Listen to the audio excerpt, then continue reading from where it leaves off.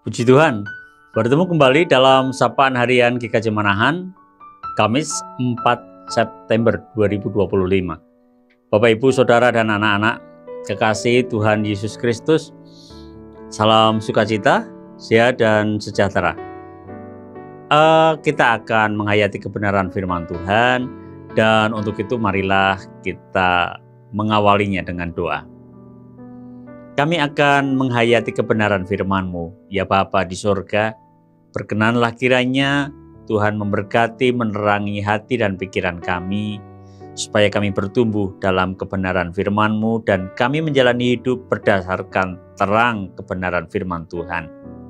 Dalam nama-Mu Tuhan Yesus Kristus kami berdoa dan memohon. Amin.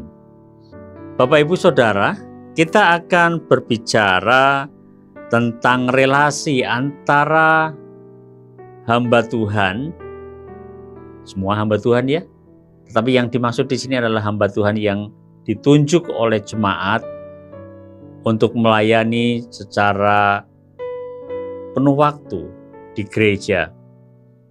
Lalu hamba Tuhan ini mempunyai relasi dengan jemaat, dengan hamba Tuhan yang lain, dan dengan gereja-gereja lokal yang lain.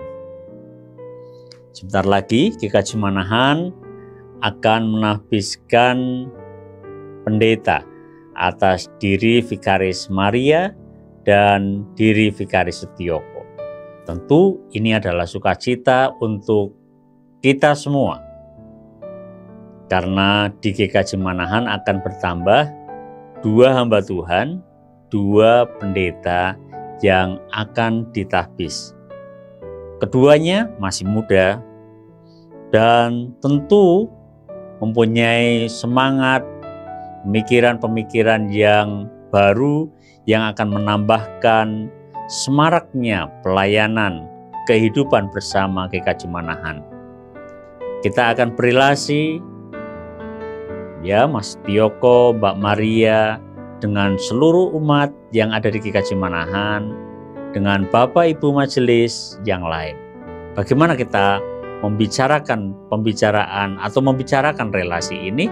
Menurut saya menarik untuk kita mengamati, mengkaji relasi antara hamba Tuhan dengan jemaat secara khusus yang ada di kota Filipi, sebagaimana dicatat di dalam kitab Filipi pasalnya yang kedua, ayatnya yang ke-29 sampai dengan yang ke-30 yang menyatakan demikian.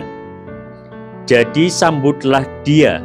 Di sini yang dimaksud adalah Epafroditus dalam Tuhan dengan segala sukacita, dan hormatilah orang-orang seperti dia. Sebab oleh karena pekerjaan Kristus, ia nyaris mati dan mempertaruhkan nyawanya untuk memenuhi apa yang masih kurang dalam pelayananmu kepadaku. Jelas sekali Rasul Paulus menunjukkan relasi antara jemaat yang ada di kota Filipi dengan dirinya, jemaat yang ada di kota Filipi dengan Epafroditus. Epafroditus dan Rasul Paulus adalah hamba-hamba Kristus. Jadi menarik yang disarankan oleh Rasul Paulus kepada jemaat yang ada di kota Filipi, bagaimana membangun relasi mereka satu dengan yang lain, supaya jemaat menyambut Epafroditus, hambanya, hamba Kristus. Dan ya, kehadiran Epafroditus tentu sangat bermanfaat untuk pelayanan yang dilakukan oleh Rasul Paulus, khususnya di kota Filipi pada saat itu. Dan bagaimana Rasul Paulus mendorong, menasihati jemaat untuk menghormati Epafroditus, hambanya. Wah, menarik. Tentu yang dihormati bukan hanya hambanya ya, bukan hanya Epafroditus. Tentu sebaliknya Epafroditus juga harus menaruh hormat kepada jemaat yang ada di kota Filipi.